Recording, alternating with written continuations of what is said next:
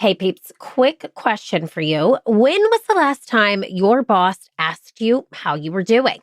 And you actually believed they wanted to know.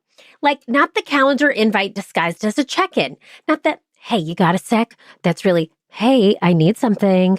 I mean, someone looked you in the eye or in the Zoom square and genuinely said, how are you? For real.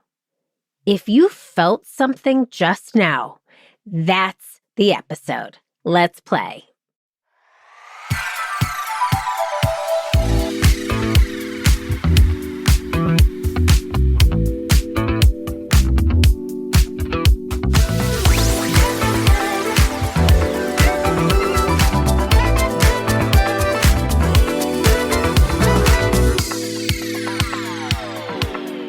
Hey, my people leaders, my culture creators, my I lead humans, not head counts crew.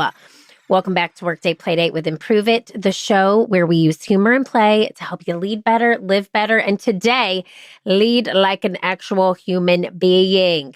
I'm your host, Erin, and before we jump in, quick favor that genuinely helps this show grow.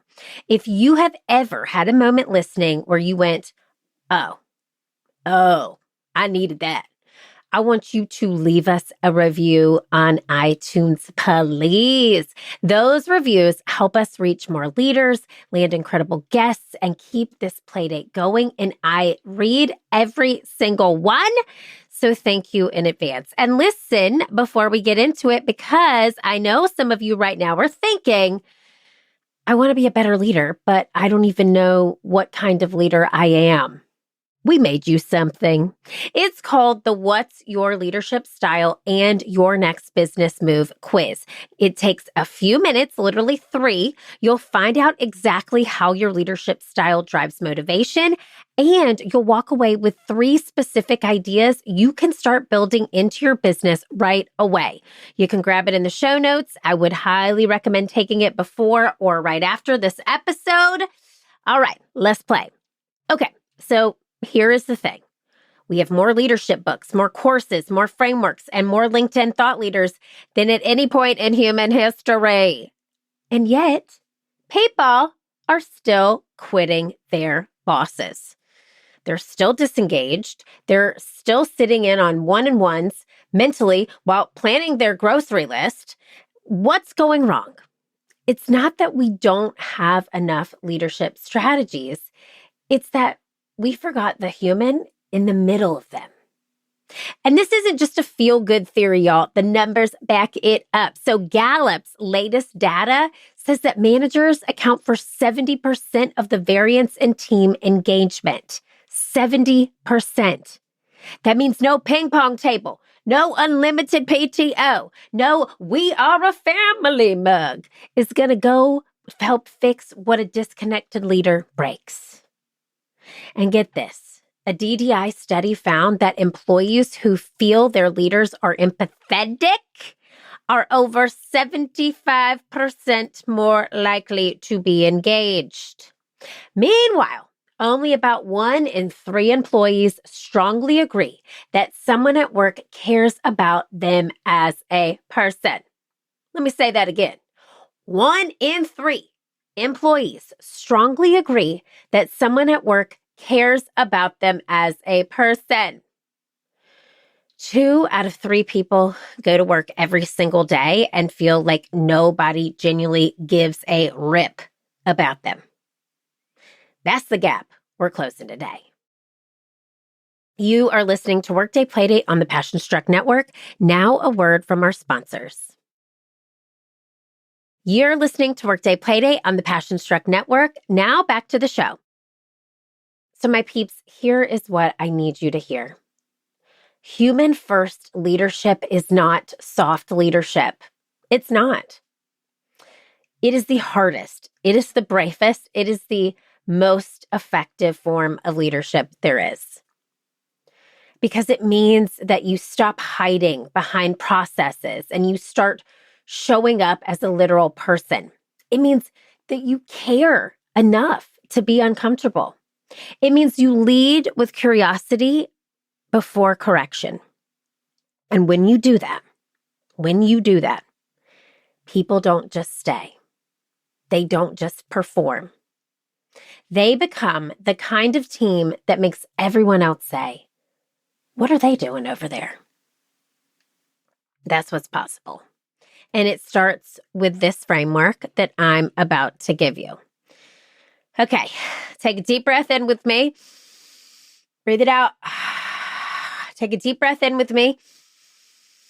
Breathe it out. Because guess what, my peeps? We are not adding more to your plate today.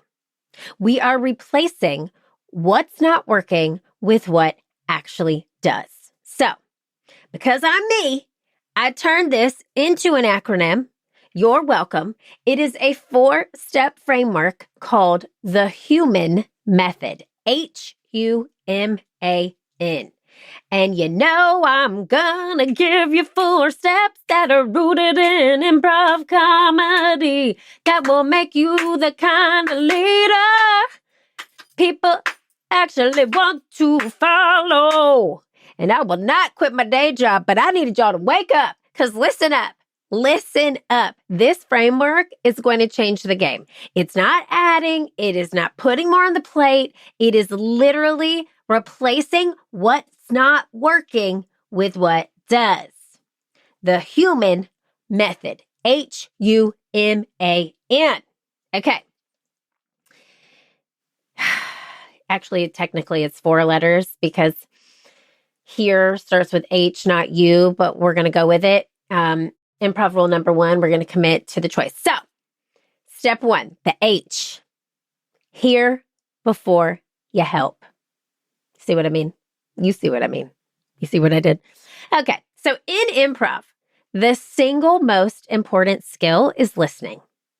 Not waiting for your turn to talk listening, not I'm already forming my response listening. It's real listening. It's the kind where you're so tuned in that you can feel the energy shift in the room before a single word is spoken. Most leaders hear a problem and they immediately jump to solution mode. And hey, that's not evil. You want to help, and I get it, and I love you for it. But here's what happens. Your team member comes to you and they say, "Hey, I'm struggling with this project." And then you say, "Oh, have you tried this and maybe this, and then put this on and then try this out?" And they leave feeling unheard, even though you gave great advice. Because they don't need a solution always. They needed to be seen. So I want you to try this. This is part of the HUMAN method, the H. The next time somebody brings you a problem, before you respond with a single solution, I want you to say, "Okay, tell me more about that." 4 words. That is it. Tell me more about that. Tell me more about that's 5. You guys, math, math. So in improv, we call this listening to discover. You're not listening to fix. You're listening to understand the full scene before you jump in. I want you to try it this week, and I want you to watch what happens. I'm telling you, this works not only with your team, but with your kids, with your family members. I tried this out on my son recently. It's so beautiful because truly, sometimes they just want to be heard too. So it works in life, in business, all the things. So that's your H. Now, step 2, the U. It stands for unleash the yes and. Now, if you have listened to this show for more than 11 seconds, you know I love a good yes and. But here's what most leaders get it wrong. They yes, but their people all day long. So something like, "Great idea, but we don't have the budget. I love that, but it's not the right time. That's interesting, but let's stick to the plan." Every but is an eraser. It literally wipes everything that came before it. And human first leadership replaces the but with and. Great idea. And let's figure out how we could resource it. I love that. And I want to find the right window to test it. That's interesting. And let's explore what it would look like alongside the plan. Same information, completely different energy. So yes, and doesn't mean you have to agree with everything. It means you make people feel like their contribution matters before you redirect. So I want you to try this. Pick one meeting this week, and every time you want to say but, swap it for and. Just one meeting.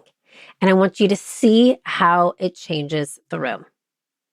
All right, step 3, HUM. The M stands for make it safe to fail. So in improv, there is no failure. There are only gifts. We literally say that. When you make a mistake on stage, that's not a mistake. It's the best thing that could have happened because now the scene gets to go somewhere unexpected. But at work, failure is a 4-letter word. Well, 7 letters. Y'all, what is math? What is math today? 7 letters, but you get it. So people are terrified to try new things because they've been trained, sometimes by you, sometimes by the culture, that mistakes have consequences. And I'm not saying that consequences don't exist, but there's a massive difference between what went wrong and what did we learn and what do we try next. The first one creates fear. The second one creates innovation. The first one creates fear. The second one creates innovation. So Google has an entire project, the Aristotle study, the one where they studied their most effective teams, and they found that the number one predictor of high performance was psychological safety. Not talent, not experience, not strategy, safety. So I want you to try this. In your next team meeting, share a mistake you made recently out loud to the group. Watch the energy shift. Watch the shoulders drop. Watch people start to breathe. You model the behavior and the scene follows. Fun fact for you. If you're not on our newsletter list, you should be. Every Friday, we send a Fail Friday newsletter where we list 4 things at the very top that we failed at that week. And I'll tell you what, it's humbling. It is humbling. Like sometimes when things happen, I'm like, okay, and that one's going in the Fail Friday newsletter. Okay. So it's truly something that my team and I have started doing since COVID 2020. And it's freeing, man. So if you're not on the list, get on the list. You can literally go to our website, learntoimproveit.com, and it will take you right there. My peeps, I hope you are enjoying the show. We'll be right back after a quick break from our sponsors. Thank you for supporting those who support the show. You're listening to Workday Playdate on the Passion Struck Network. Now back to our show. All right, that is the M of human. HUMA is step 4, and A stands for ask, don't assume. So this is the big one, and it's where the most well-meaning leaders completely fumble. So in improv, we have a principle, don't write the scene for your partner. Meaning, don't walk on stage and tell the other person who they are, what they're doing, how they feel. That is not collaboration. That is a monologue, okay? And yet leaders, they do this every single day. I know you're probably frustrated. Did you ask? You seem like you don't want to be here. Did you check? I figured you wanted the promotion. Did you actually ask them what they want? Assumptions are scene killers in improv and in leadership. And you know what it means to assume? Makes an ass out of you and me. You've heard that one before. I didn't make that up. Okay. But a human first leader replaces assumptions with curiosity. So how are you feeling about this? What would make this better for you? What does success look like from your perspective? These are the questions that build trust, because trust isn't built by knowing all the answers. It is truly built by caring enough to ask the questions. So I want you to try this. I want you to pick one person on your team this week, and instead of telling them what you think they need, I want you to ask them, what's one thing I could do differently to support you better. And then y'all, wait, this is the hardest part. Hold my hand. Actually listen to the answer. Okay? Actually listen to the answer. Okay. So here's the recap. H, hear before you help. U, unleash the yes and. M, make it make it soft to fail. Make it safe to fail. A, ask, don't assume. The human method, okay? N, just know this. Just know this, y'all, okay? You've got your H, you've got your U, you've got your M, you've got your A, you've got your N. The N stands for the next time. Because here's what you're going to do. You're going to go back the next time and you are going to repeat this method. Hear before you help. Unleash the yes and. Make it safe to fail. Ask, don't assume. You don't need to overhaul your entire leadership style overnight. You just need to start leading like a human, which plot twist we already are. So here is your playground practice this week. This is called the human check-in. All right. So here's what you're going to do. Step 1, pick 3 people that you lead, your direct reports, peers, whoever. And step 2, I want you to reach out to each of them this week, not in a meeting, not on a performance call, just a real human moment. It could be a walk, it could be a coffee, it could be a 5-minute Slack. And I want you to ask them, how are you doing? Like, actually. And then listen. And don't fix. That is my problem, y'all. I do it all the time. Don't fix. Don't advise. Just hear them and then say, thank you for telling me that. And that is it. And if you're sitting here thinking this sounds so simple, it can't possibly matter, that is exactly why it matters. Because not a lot of people are doing it. And if you want to go even deeper on this and you want to figure out how your unique leadership style plays into all of this, take the What's Your Leadership Style and Your Next Business Move quiz. It is literally in the show notes. It takes a few minutes and you'll walk away with 3 specific moves tailored to you. So, if this episode hit, if it's something and you said, I want to be that leader, I don't want this to just be another episode you listened to and forgot. Take your What's Your Leadership Style quiz and then send this episode to a leader who needs it or a leader who's already doing it and deserves to hear, hey, what you're doing matters. Please leave that iTunes review so we can keep bringing you the good stuff. It takes 30 seconds and means so much to myself and the team who make all of this happen behind the scenes because we're not doing leadership on autopilot anymore, y'all. We are doing it eyes open, heart first, and with a whole lot of play. I see you. I'm rooting for you.